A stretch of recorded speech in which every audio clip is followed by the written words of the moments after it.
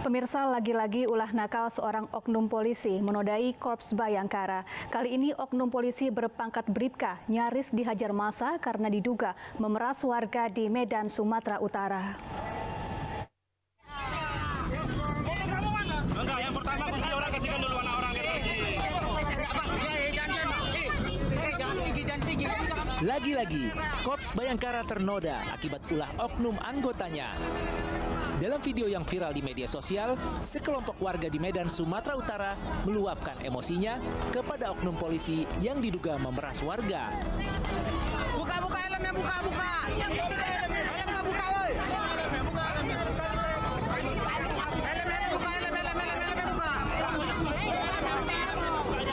Awalnya, warga mengira pelaku merupakan polisi gadungan. Namun ternyata, pelaku yang berinisial P adalah polisi asli berpangkat Bribka.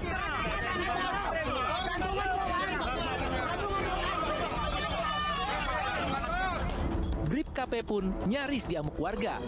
Tak lama kemudian, Bribka P dievakuasi petugas Polsek Sunggal. Bribka P diduga menyetop kendaraan di Jalan Dr. Mansur Medan tanpa surat perintah. Kemudian meminta uang saat menilang seorang pengendara sepeda motor. Yang melakukan modus operandi memeras masyarakat, saya bilang tuh memeras, ya, memeras masyarakat dengan modus pura-pura dikatakan bahwa dia melakukan pelanggaran, ya. Dari hasil pemeriksaan saya lihat hari ini setelah dari Nias nih, saya lihat penanganan Polrestabes bagaimana.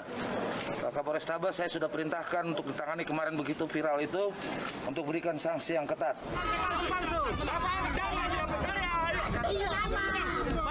Kini, Bribka P ditahan di sel khusus dan diperiksa intensif. Atas perbuatannya, Bribka P terancam sanksi etik dan pidana. Nggak ada namanya, nggak ada. Mana nama dia? Dari Medan, Sumatera Utara, Adi Palapa, iNews melaporkan. Ya, lantas apa penyebab kejadian yang mencoreng institusi Polri itu berulang? Untuk membahasnya sudah bergabung bersama kami Kapolrestabes Medan, Kombes Pol Riko Sunarko, kemudian Ketua IPW Sugeng Teguh Santoso dan anggota Kompolnas Yusuf Warshim. Selamat sore Bapak-bapak, apa kabar? Selamat sore, sehat selalu. Mas Java. Iya, sebelumnya saya ingin bertanya ke Pak Riko terlebih dahulu. Waalaikumsalam. Pak Riko, apa betul oknum polisi yang nyaris diamuk warga akan memeras pengendara sepeda motor di sana? Betul, Mbak. Ya, seperti apa kronologinya, Pak? Jadi yang bersangkutan saya sampaikan bahwa Bribka PK, jadi nama lengkapnya adalah Bribka Pancakarsa. Yang bersangkutan pada hari Kamis kemarin, tanggal 11, yang bersangkutan menghentikan salah satu pengemudi sepeda motor, kemudian menanyakan kelengkapan kendaraan, STNK dan SIM, namun pengendara tidak punya SIM. Kemudian karena tidak punya SIM, yang bersangkutan menyampaikan bahwa apabila tidak mempunyai SIM harus membayar. Yang bersangkutan meminta uang 200.000, namun pengendara tidak punya uang 200.000, akhirnya berusaha memberikan uang 100.000. Itu, Mbak. Ya, apa betul Bribka P ini melakukan penilangan tanpa surat perintah? Betul, jadi yang bersangkutan dinas di Polsek Delitua, kemudian kejadian tersebut di Polsek Sunggal, jadi bukan wilayah tugasnya dan yang pasti tidak ada surat tugasnya, Mbak. Ya, lalu bagaimana akhirnya warga datang dan kemudian nyaris menghakimi Bribka P? Jadi setelah terima informasi dari masyarakat, saya perintahkan untuk dari jajaran Propam untuk cek ke TKP. Namun setelah sampai di sana, ternyata yang bersangkutan sudah diamankan oleh rekan-rekan dari Polsek Sunggal dan dibawa ke Polsek untuk diperiksa. Kemudian saya perintahkan untuk dibawa ke Polres dan sore itu juga segera kita proses yang bersangkutan. Ya, kemudian saya ingin bertanya ke Pak Sugeng dari IPW. Pak Sugeng, bagaimana tanggapan Anda melihat lagi-lagi ada oknum anggota Polri yang nakal dan terciduk warga?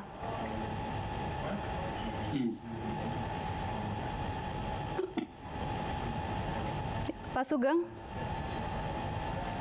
Baik, sepertinya kami mengalami gangguan. Saya ingin bertanya ke Pak Yusuf dari Kompolnas. Pak Yusuf, bagaimana tanggapan Anda melihat lagi-lagi ada oknum polisi nakal yang terciduk? Baik, terima kasih Mbak Sasa. Tentu ini sekali lagi sangat memprihatinkan dan sangat memalukan institusi atas ulah oknum. Namun kami memberi apresiasi tentu kepada Pak Kapolda, Pak Kapolrestabes Medan yang telah cepat dan responsif turun ke lapangan untuk melakukan tinjauan langsung dan sekaligus mengklarifikasi bagaimana persoalan sesungguhnya yang terjadi. Tentu kita sebagai pengawas eksternal Polri, hal-hal yang seperti ini tentu merupakan bagian daripada apa yang sesungguhnya itu belum, sekali lagi belum disadari oleh anggota kita di bawah, sehingga ada oknum-oknum seperti ini, bahwa pada saat ini masyarakat itu begitu cepat untuk merespon berbagai hal-hal yang itu tidak patut, yang tidak pantas, bahkan masuk dalam kategori yang dikatakan pelanggaran. Karena memang secara teoritik pengawasan itu kan 3 terhadap Polri. Pertama, pengawasan internal baik oleh pimpinan maupun inspektorat. Yang kedua, ada pengawasan masyarakat. Nah, yang ketiga seperti kami, pengawasan institusional pemerintah, lembaga negara. Nah, namun pada saat ini, situasi kita pada saat ini, masyarakat itu luar biasa cepat merespon karena didorong oleh adanya keterbukaan informasi, dukungan teknologi informasi dan komunikasi. Oleh karena itu kita berharap ke depan peristiwa-peristiwa seperti ini betul-betul bisa disadari. Oknum-oknum seperti ini tidak ada lagi, karena setiap anggota di lapangan itu betul-betul menyadari bahwa segala tindak tanduk dan perilakunya, baik itu di dalam menjalankan tugas maupun sedang tidak menjalankan tugas, dilihat oleh masyarakat. Oleh karena ini harus betul-betul disadari. Itu yang paling utama, Mbak Safa. Ya, Pak Yusuf, sebelumnya ada sejumlah oknum polisi nakal di Sumatera Utara yang juga telah diproses, seperti pada kasus pedagang dianiaya preman, kemudian tindakan asusila terhadap tersangka di sana dan lain sebagainya. Lantas bagaimana selama ini pengawasan internal dan eksternal seperti yang Bapak sebutkan tadi yang berjalan di wilayah Sumatera Utara? Tentu pengawasan internal yang paling utama kita dorong oleh Kompolnas selaku pengawas eksternal, selalu mitra, selaku partner pengawasan. Pengawasan internalnya harus intens dan efektif. Nah, tentu kalau sudah melanggar, ada oknum yang melanggar, maka pengawasan itu langkahnya adalah menindak dan memberikan sanksi. Nah, namun sampai kapan kita harus terus memberikan sanksi? Kan itu pertanyaannya. Oleh karena itu, pencegahan, pengendalian, di dalamnya itu pemberian pengarahan dan petunjuk, dan yang selanjutnya itu adalah pembinaan. Nah, ini yang harus mulai dibangkitkan oleh pimpinan di setiap tingkatan. Nah, tentu dalam hal ini kita mengapresiasi langkah cepat Pak Kapolres. Namun ke depan kita berharap setiap pimpinan dalam setiap tingkatan ataupun satuan kerja, pengendalian, pemberian arahan dan petunjuk, pembinaan, yang itu bagian dari bagaimana kita mengawasi anggota itu. Saya kira dengan kecepatan masyarakat untuk melihat dan merespon berbagai hal yang dilakukan oleh oknum-oknum kita di bawah itu, pengawasan-pengawasan internal sebagaimana yang saya katakan tadi, itu yang harus diintensifkan, pembinaan. Jadi tidak ada lagi harus menunggu yang melanggar diberikan sanksi. Namun walaupun demikian, kalau sudah terjadi pelanggaran, maka segera ditindak tegas, yang bersangkutan dicopot dari jabatannya untuk diproses, apakah itu disiplin, kode etik maupun pidana. Iya, Pak Riko, saat ini proses apa yang tengah dilakukan terhadap atau untuk menindak BRIPKP? Jadi perlu kita kita sampaikan, Mbak, setelah hari Kamis sore kita amankan yang bersangkutan. Kemudian kemarin hari Jumat seharian kita maraton, kita periksa terduga pelanggar, termasuk ada beberapa saksi yang sudah kita minta keterangan. Kemudian malam kita adakan gelar dan kita sepakat bahwa yang bersangkutan kita arahkan untuk proses pidana, Mbak. Menurut keterangan dari BribKP, apakah tindakan ini baru pertama kali dilakukan atau sebelumnya juga pernah melakukan hal serupa sebelumnya? Itu sedang kita dalami, Pak. Pengakuannya dia baru sekali, kemudian juga sempat menjelaskan juga beberapa kali, masih belum jelas. Ini sedang kita dalami. Dan yang penting adalah yang bersangkutan kalau memenuhi unsur pidana dan kita sepakat, kita limpahkan ke Satreskrim untuk diproses pidana. Ya, saya ingin bertanya ke Pak Yusuf kembali. Pak Yusuf, biasanya apa saja faktor penyebab oknum polisi melakukan tindakan-tindakan nakal yang mencoreng institusi Bayangkara? Ya, sebenarnya di Propam Polri itu sudah ada satu kajian ataupun hasil riset terbaru mereka, faktor yang menyebabkan pelanggaran. Di antaranya ya pasti lingkungan, gitu kan. Nah, di dalam lingkungan pergaulan mereka seperti apa, di mana dia tempat tinggalnya, siapa-siapa rekan bekerjanya, itu yang pertama, yang di antara lingkungan. Yang kedua ada faktor gaya hidup. Nah, gaya hidup ini yang terkadang di beberapa oknum-oknum yang melakukan pelanggaran itu kita jumpai, itu selalu alasannya hal-hal yang seperti ini terkait dengan pungutan yang dalam kategori dugaan pemerasan pada saat yang kita maksud ini bisa diasumsikan ada faktor gaya hidup, tuntutan hidup, kebutuhan hidup. Nah, maka dalam konteks ini bicaranya adalah kesejahteraan.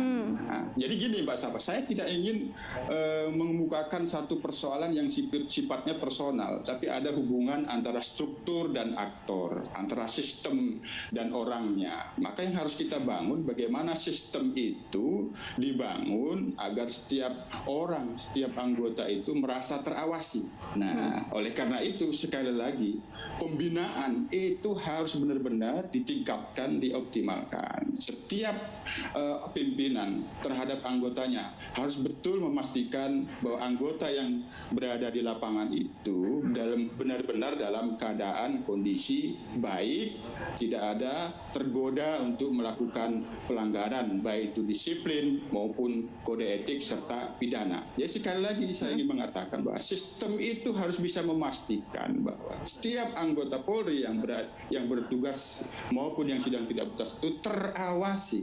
Nah, tadi sudah saya kemukakan, ada pengawasan internal, ada pengawasan pimpinan dan awasan inspektorat. Nah, kalau pimpinan sudah tidak bisa mengawasi atau inspektorat belum optimal mengawasinya, maka masyarakat akan lebih cepat merespon. Nah, itu Mbak Safa. Iya. Pak Yusuf, Pak Riko, dan pemirsa, kita sudah kembali terhubung dengan Pak Sugeng dari IPW. Pak Sugeng, bagaimana tanggapan Anda melihat lagi-lagi ada oknum polisi nakal yang videonya viral di media sosial? Tadi sudah dibahas ya oleh Pak Yusuf dari Kompolnas secara lengkap. Yang saya mau sampaikan lagi adalah bahwa lagi-lagi yang dablek ini dari oknum polisi di Sumatera Utara, ya, tidak memiliki sense of criticism, ya, sedang diawasi oleh pimpinan, diawasi oleh masyarakat. Sekali lagi ada lagi pelanggaran. Kemarin kan dari 6 Kapolres itu 2 Kapolres dari Sumatera Utara, ya. Oleh karena itu, Pak Kapolda sudah bertindak cepat, ya. Kapolresta juga sudah bertindak. Pertanyaannya ada apa dengan anggota polisi Sumatera Utara? Ya. Jadi yang viral banyak itu itu banyak dikontribusi dari Sumatera Utara. Ini ada apa? Rekrutmennya, kemudian tadi ada sistem pengawasan, kemudian soal kenapa timbul tadi sudah dibahas oleh Pak Yusuf. Sekarang harus dibuat mungkin pemanfaatan atau Intelkam ya sebagai mata dan telinga Polri untuk melakukan deteksi dini terhadap potensi masalah yang ditimbulkan oleh anggota sendiri. Ya, itu kan Intelkam itu mata dan telinga Polri ini. Ya, kemudian apel mungkin harus dilakukan dengan disiplin dan takrimat, pengarahan tentang peraturan disiplin harus dilakukan dari saat ke saat. Bagi yang tidak apel itu menjadi pertanda ya. Kalau dia ada penugasan keluar juga dengan surat tugas. Ya, sehingga kontrol pimpinan secara administratif juga ada. Gitu, ya. Kalau ada anggota melakukan tindakan di luar, tapi kemudian di luar kendali, pimpinan satu di atasnya ya harus diperiksa juga. Itu yang mau saya sampaikan, Mbak. Ya, lagi-lagi Sumatera Utara prihatin nih. Saya sedih untuk institusi polisi kita, IPW sedih ya. Pimpinannya juga mungkin jadi terkena. Masyarakat dan gableknya ini nggak selesai-selesai dari oknum-oknum ini ya. Begitu, Pak. Iya, Pak Riko menanggapi pertanyaan Pak Sugeng dari IPW tadi, apa yang terjadi di wilayah kepolisian Sumatera Utara, bagaimana pengawasan, kontrol, dan juga pembinaannya selama ini, Pak Riko? Jadi perlu kita sampaikan, kita tidak berhenti dan selalu mengingatkan anggota khususnya di lapangan, Mbak, tentang perilaku, kemudian tentang pelaksanaan tugas. Jadi kita selalu mengingatkan dan kita punya komitmen apabila ada pelanggaran anggota akan kita tindak tegas. Baik itu disiplin, kode etik, kalau memenuhi unsur pidana kita arahkan ke pidana. Ya, Pak Sugeng, sebelumnya Kapolri pernah dengan tegas menyatakan akan potong kepala jika tidak mampu membersihkan ekor. Apakah instruksi ini juga tidak cukup membuat sejumlah anggota Polri tunduk begitu, Pak? Prihatin yang tepat tadi sudah disampaikan oleh anggota Kompolnas ya. Prihatin ini ya. Oleh karena itu kesadaran anggota pada level bawah atau menengah bahwa tindakannya berimplikasi kepada juga atasannya, ya ini harus ditekankan. Makanya harus ya kalau tadi Pak Riko sudah katakan setiap saat melakukan pengawasan pembinaan, saya pikir harus ditingkatkan lagi dengan deteksi lebih dini. Entah bagaimana ya, karena deteksi potensi pelanggaran anggota itu akan dimulai dengan kedisiplinan tugas, ya, tidak hadir, kemudian ayal-ayalan, ya, kemudian terlihat juga mungkin tidak taat pada pimpinan. Nah, anggota-anggota yang seperti ini harus dibuat klaster, diawasi ketat. Ya, walaupun mungkin ini sedikit, 1, 2, 3 untuk jari tangan, jari kaki gitu. Tapi kalau terjadi satu orang saja, yang tercemar itu institusi polisi, ya. IPW menginginkan polisi kita dipercaya. Jadi seperti tadi, Mbak, ya, atasannya harus ekstra 24 jam mengawasi anggota ini. Begitu. Ya, saya ingin beralih ke Pak Yusuf. Pak Yusuf, apa yang harus ditingkatkan atau dilakukan untuk membenahi institusi Polri agar jauh lebih baik, mengingat belakangan ini institusi Polri tengah menjadi sorotan, Pak? Ya tentu yang kita bisa memberikan saran melalui dialog kita sore ini, Polri kan punya kode etik profesi Polri atau KEP itu yang harus terus disosialisasikan dan diinternalisasikan oleh pimpinan. Nah, karena terkait dengan kode etik itu kan sesungguhnya bingkainya itu adalah kultur. Reformasi kultural Polri pada saat ini sedang berlangsung, terus itu diakselerasi, dihubungkan dengan visi Kapolri sendiri terkait dengan transformasi menuju Polri yang presisi. Yang kedua, yang sifatnya jangka pendek, di setiap pimpinan pada saat ini, khususnya di Polrestabes Medan pada saat ini, agar anggotanya itu oleh setiap pimpinan itu dipanggil, dilakukan koordinasi dan komunikasi untuk menyatakan ikrar bahwa mulai detik ini tidak ada lagi oknum-oknum seperti itu. Ya, saya kira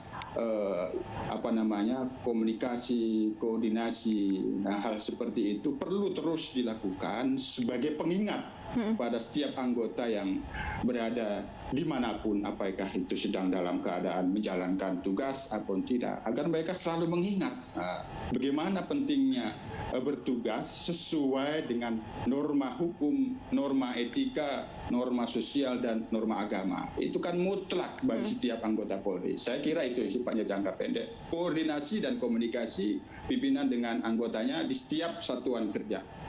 Baik, terima kasih Pak Yusuf dari Kompolnas, Pak Sugeng dari IPW, dan Kombes Pol Riko, Kapolrestabes Medan Sumatera Utara telah bergabung bersama kami di iNews Sore.